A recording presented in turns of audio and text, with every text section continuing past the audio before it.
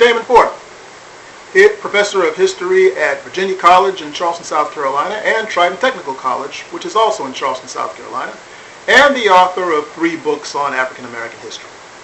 Now, this evening I'm going to talk to you a little bit about an interesting subject, which is how to gain wisdom. Well, Marcus Garvey, who was a great black leader of the 1920s, a man from Jamaica who came to America and built the Universal Negro Improvement Association, which was the largest black organization of its time. He wrote a bunch of his teachings that were later collected into a book called Marcus Garvey's Life and Lessons. And there's one really interesting portion of it that I think it's important to share to you. Because, see, a lot of people aren't going to go out and read this stuff, so I think it's important that those of us who read these things share it with the general public. So here it is. You know how some people are just walking encyclopedias of wisdom, knowledge. They can just give you facts, pow, pow, pow, just like that.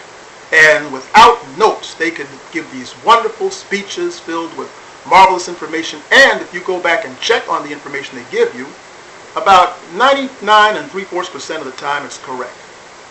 You may ask, how do they do that? Are they born that smart? Well, no. Because after all, you know, a little baby when they're born, they're not talking about anti-disestablishmentarianism. They're talking about goo-goo gaga. They have to learn to get to that level. But how do they learn? Marcus Garvey, in his Life and Lessons, gave a very good example on how to do this. He suggested that people who want to be well-known and filled with knowledge, carry notebooks with them along with a pen and paper. Why? So, and along with that, they should go to listen to intelligent people make great sermons. They should listen to intelligent speakers on the radio, and they should read books filled with useful information. And as they do that, they should always write down whatever they find that's interesting and fascinating in what these speakers and writers have to say, including books like the Bible and the writings of great philosophers and other religious books, as well as people who are generally proven to be knowledgeable in their fields. And he said that after writing these things down, keep it in this notebook and make sure that every night before you go to bed, you take some time to read over that book filled with these wise things that you've jotted down. And pretty soon, these facts and wisdom and speeches, they'll be a part of you. Pretty soon, you can quote great people just like that off of the top of your head. And you'll be respected as a wise and knowledgeable person. And keep writing on, adding interesting facts more and more so that people will soon respect you as a person of knowledge and wisdom. Malcolm X did the same kind of stuff. And you think about it now, the man never got past the 8th grade.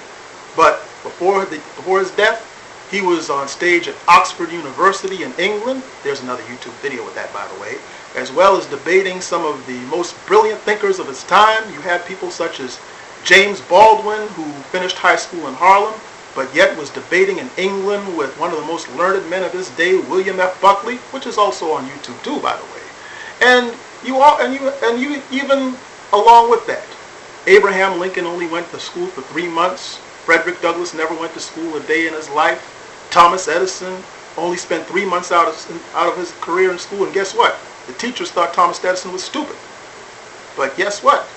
Each of these people, because they took the time to study and jot down what they learned and memorize what they learned and made it a part of their very being, they went on to become brilliant people who did brilliant things. So if you want a good way to become wise, that's some good advice from the book known as Marcus Garvey's Life and Lessons. This is Damon Fordham.